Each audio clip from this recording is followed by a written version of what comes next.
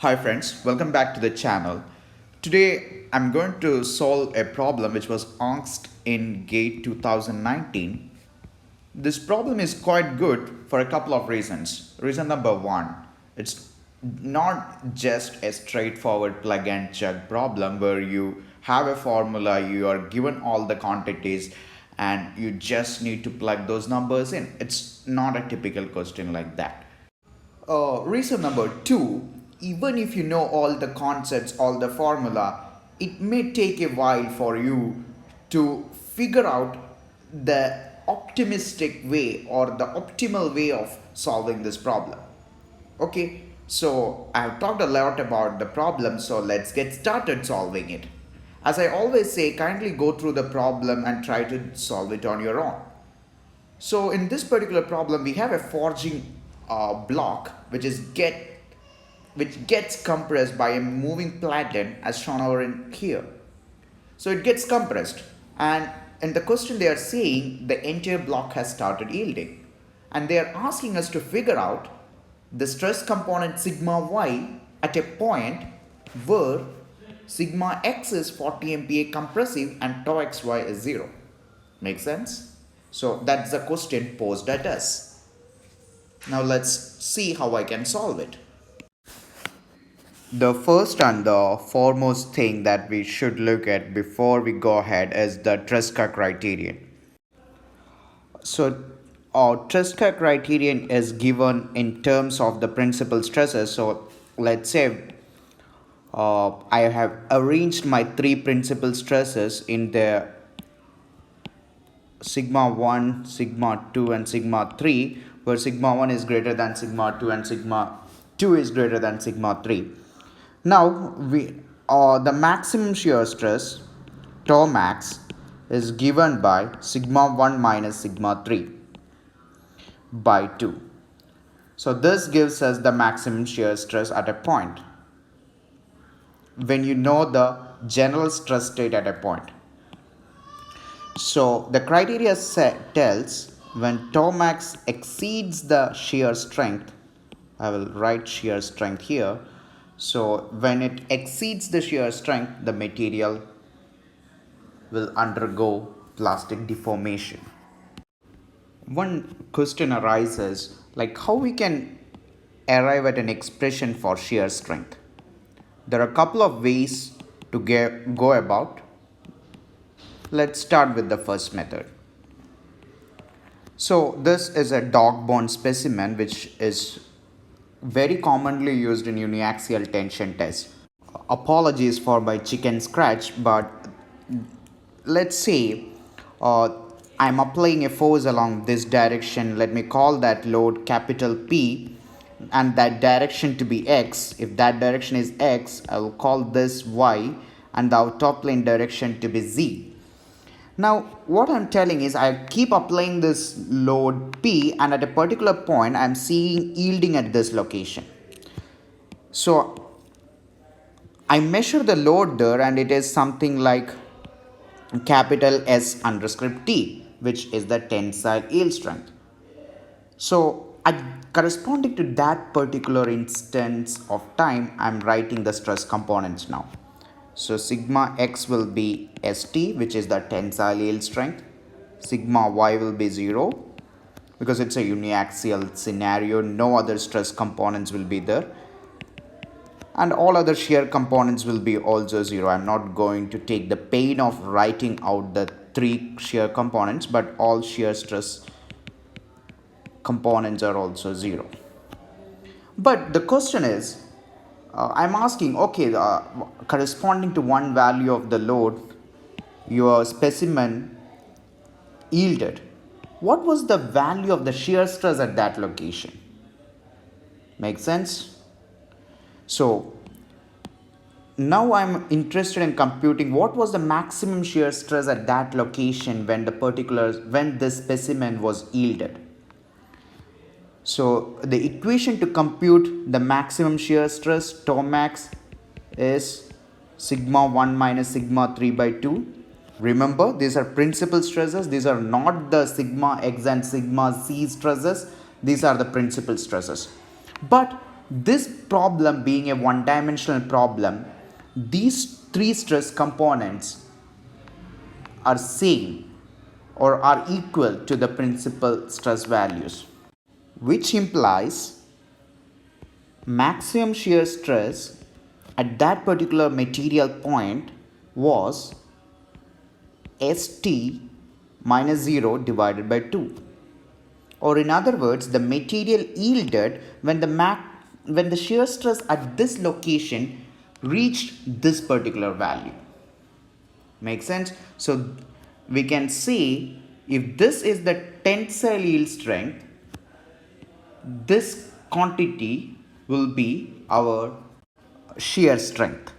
So once you know our tensile yield strength, using this expression we can arrive at the value for shear strength of the material. So in this problem, our shear strength will be half of the yield strength, which will be 150 MPa. So this is the shear strength of the material. Now we know the quantity which is on the right hand side of our Tresca criterion. Just drawing your attention to the previous slide. So this was the right hand side of the Tresca criterion. So we know have a value for the shear strength of the material, which is 150 MPa. Now what about the left hand side? How we can compute the difference between the two principal stresses so that we can evaluate the maximum shear stress in the material at a given point? So the general answer goes like this. It's mathematically intensive, but for the sake of explanation, let me go through it. Most of us would have learned about eigenvalue problems and evaluating eigenvalues of a matrix, of a 3x3 matrix for that matter, or a 2x2 matrix. Very rarely we get to know that this kind of problems, what we learn in engineering mathematics, come really handy or come useful when we solve or a typical mechanics problem. So what I have shown over here is the general stress state at a point. So we have all 6 components of stresses. This matrix is a symmetric matrix that comes out of the balance of angular momentum. I won't get into those details, but these two terms are equal, these two terms are equal, and these two terms are equal. So effectively we are left with 6 different components. But in our problem they are saying it's a plane strain problem. That means this particular matrix, which is also called as a stress tensor, cannot be reduced into a 2x2 matrix because it's not a plane stress problem. Had it been a plane stress problem, then this stress tensor or the stress matrix, whatever you call it, that would be just a 2x2 matrix, would have been easy to handle with. But in a general scenario, it's in this case also we will have these 3 components, but we won't have these 2 components because since it's a plane strain problem, we won't have these 2 components. Let me use a different color there. So we won't be having these 2 terms. But still we are left with how many terms? We are left with these many terms here. All these things seem a little bit difficult to digest or seem a little bit alien to you, but remember me, this is how it should be learned. Now I'm step by step I'm bringing in assumptions so that our life will be much easier. We know it's a plane strain problem. That implies if I compute the strain, normal strain, not the shear strain, if I compute the normal strain along the z direction, I should get 0. Normal strain along the z direction from Hooke's law is this. So if epsilon z is 0, that means my sigma z will be mu, where mu is the Poisson's ratio, times the sigma x plus sigma y. Now let me show the stress matrix for you. So stress matrix looks a lot more neat, I would say, because we have It's a sparse matrix, as you call in matrix algebra, a matrix which has a lot of zeros in it. They call it a sparse matrix. It has huge applications in computational mechanics, but let's not get into that also. But here we are left with a simple matrix, a diagonal matrix, where we know like the unknowns are only one unknown, there only one. It is a sigma y. They are asking us to compute the sigma y. It's fairly easy now. You can go ahead and compute the eigenvalues of this problem, then find out sigma 1, sigma 2 and sigma 3, then do all those things. But before you do all these things, there is a trick to solve this problem. You don't have to go through this very detailed process of solving matrix equations or solving eigenvalues. There is an easy way to go through or to solve this problem. Let's go ahead and look into that. So the optimal way of solving this problem goes like this. Most often when you read and look into a lot of equations, you often overlook the fact that what we are solving. So what we are asked to compute is the sigma y stress component inside a material which is undergoing forging. So, and you are given 4 options. That's the beauty of this problem. You are given 4 options, out of which 2 tells that the material point is subjected to a tensile stress, which is not at all acceptable, which in turn tells us that the right answer cannot be option B or cannot be option D. It should be one among these two. So the best way to check or best way to pick one out of the two is plug and check.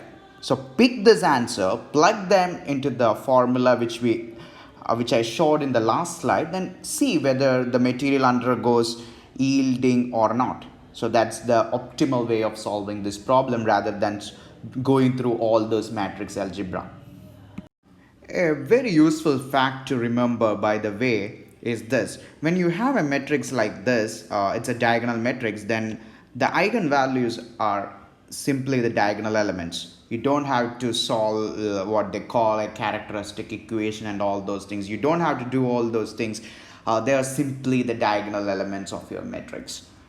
So with that fact, what we can do is, now I'm going to assume that my first option wherein we assume that the axial stress, I mean the stress along the y direction, to be 340 MPa compressive. Once I know this, once I make this assumption, then I can plug this value into these equations. So what I will get? So I will get my first principal stress is minus 40. My second principal stress turns out to be something like 114 MPa compressive again. And my third the third principal stress turns out to be minus 340 MPa, which is again compressive. Makes sense because you are talking about a material that's undergoing forging. It's quite acceptable to have this kind of principal stresses. Now just a check. Whenever you invoke Tresca criteria, make sure your principal stresses are arranged in the correct order, where sigma 1 is greater than sigma 2, obviously minus 40 is greater than minus 114, and sigma 2 is greater than sigma 3. That's again acceptable. So we have arranged the principal stresses in the right manner. Now compute the maximum shear stress acting at that particular material point and just see whether it is greater than the shear strength of the material or less than the shear strength of the material. Now this is the sigma 1 minus sigma 3 will get us here. See, sigma 1 is minus 40, minus gets plus, so we have 150 MPa. So we are at the verge of yielding when we have sigma y equal to 340 MPa. It makes sense, isn't it? Because in the question they are telling the whole block has started yielding. So at each and every material point in the block, we better satisfy the Tresca criteria. If I assume my sigma y is equal to what was the value out there, I forgot what was the value, it was minus 340 MPa. If I assume my sigma y is equal to minus 340 MPa, then my Tresca criterion is telling that the material has yielded. So that makes sense. So option A is the correct answer. The process seemed a little bit lengthy, but I wanted to convey you a lot of things like what are the principal stresses, what is the Tresca criteria, and a little bit of general information on matrix algebra as well. So that's why it took a little bit of time to solve this problem, but I believe you would have got a lot of concepts as part of this video. Once again, thanks for watching.